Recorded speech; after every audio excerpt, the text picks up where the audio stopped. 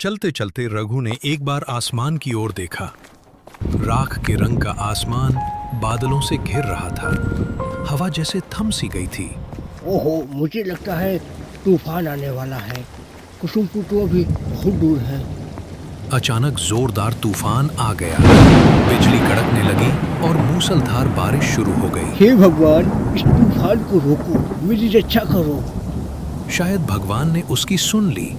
बारिश कुछ देर में थम गई, लेकिन सड़क की हालत बहुत खराब थी। पैदल चलना भी मुश्किल हो रहा था। तभी क्या आप रास्ता भटक गए? रघु चौंक कर देखने लगा। अंधेरे में एक छाया मूर्ति खड़ी थी। काका, कौन हो तुम? मैं राम सिंह हूँ बाबू। लगता है आप रास्ता भटक गए। हाँ, मुझे कुसुमपुर जाना है, लेकिन रास्ता मिल नहीं रहा। कुसुमपुर वाला रास्ता बंद हो गया है बाबू। वहाँ पर पेड़ गिर गया। यहीं पास में मेरी चाय की दुकान है। चलिए, फिर से बारिश शुरू हो जाएगी। रघु को उस आदमी की बात पर भरोसा तो नहीं था, लेकिन और कोई चारा भी तो नहीं था। जैसे ही वो चला, उसे हवा में कुछ जले हुए जैसी गंध महसूस होने लगी। क्या हुआ बाबू? जल्दी चलिए, नहीं तो बारिश चालू हो जाएगी। हाँ, आ रहा हूँ। एक पीपल का पेड़, उसके पास एक झोपड़ी नुमा घर बना हुआ है। झोपड़ी के बाहर आग की लौ जल रही थी। यही मेरी चाय की दुकान है। बैठिए बाबूजी, मैं अभी चाय लाता हूँ। रघु हैरान था। इतनी सुनसान जगह में चाय की दुकान? रघु का सीना एकदम से सिहर उठा। पहले यह बस स्टैंड था, अब कोई कोई आता है, जैसे आप आए हैं। बिजली चमक रही थी और आग की लौ बिना हिले जल रही थी। आप चाय पीजिए बाबूजी। आज रात आप नहीं जा पाएंगे, रात को यहीं रुकना पड़ेगा। रघु का मन बेचैन हो उठा। तभी एक और आवाज, लाली, बाबूजी के लिए चाय लाओ। एक औरत धीरे धीरे आगे बढ़ी। उसकी चाल में एक रहस्य था। लीजिए बाबूजी, चाय लीजिए। रघु जैसे ही चाय लेने को हुआ, उसकी नाक में एक सड़ी हुई गंध आई। हवा के झोंके से लाली के चेहरे का रंग बदल गया। गले पर खून की लकीर, और फिर वो गायब। ये क्या था? कल्लू अंदर चला गया। रघु बिस्तर पर लेट गया। अचानक एक भयानक चीख। सिर्फ एक हाथ की दूरी पर कोई गले में रस्सी डालकर झूल रहा था। क्या हुआ बाबूजी? कोई बुरा सपना देख लिया क्या? हाँ, वो कौन था? कुछ नहीं बाबूजी, सपनों का असर है। आइए बाहर बैठते हैं, गर्मी बहुत है। रघु अब पूरी तरह घबराया हुआ था। बाबूजी, कहानी सुनोगे? कहानी बहुत अच्छी सुनाता हूँ। हाँ, सुना दीजिए। कहानी शुरू की। लगभग मेरी ही उम्र का एक व्यक्ति था, जिसकी चाय की दुकान थी। दुकान बहुत अच्छी चलती थी, लेकिन कुछ ही दिन बाद उस दुकान वाले की शादी हो गई। शादी हो गई तो उसे पत्नी बड़ी सुंदर मिली। चाय की दुकान में वो पत्नी कभी कभी काम करा देती थी। तभी कुछ लोग पत्नी को देख देख कर चाय पीने और भी ज्यादा आने लगे। कुछ लोगों की निगाह बहुत गलत होने लगी। लोग आपस में फुसफुसाते कि ये तो गोबर में कमल खिल गया। ये बात उस चाय वाले को भी कभी कभी महसूस होती कि मेरी पत्नी को लोग गलत नजर से देख रहे हैं, क्योंकि बड़ी सुंदर जो थी।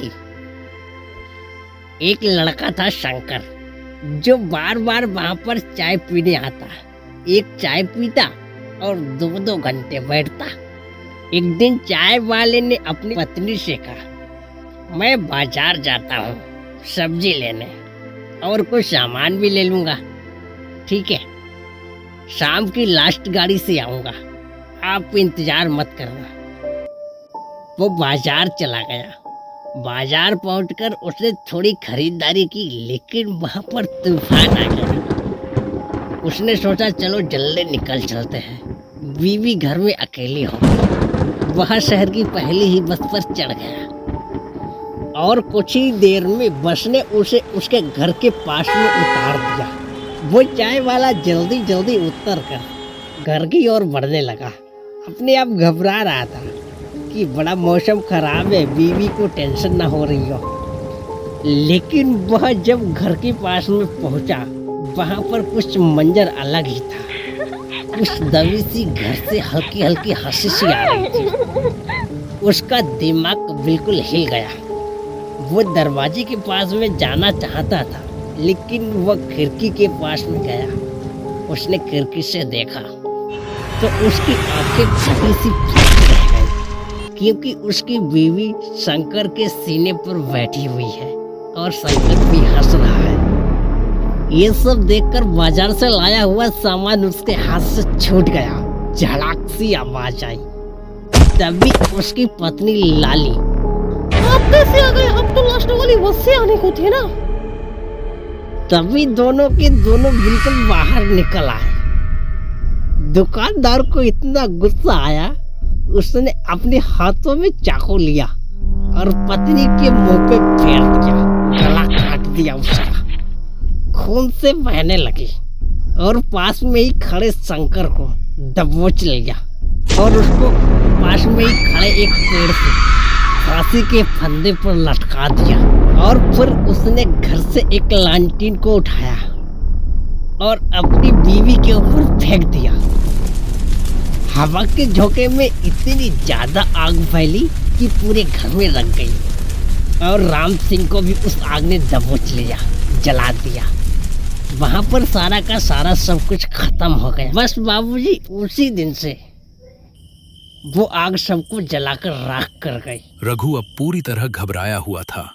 रघु पूरी रात करवटें बदलता रहा। सुबह होते ही वो तैयार हुआ और जाने को निकला।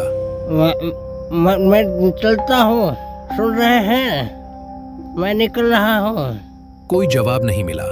रघु ने थोड़ा सोचा और फिर निकल पड़ा। कुछ दूर जाने के बाद याद आया, अरे मेरे पैसे का बैग, मैं तो बहन को भूल गया। अब क्या करूं भगवान?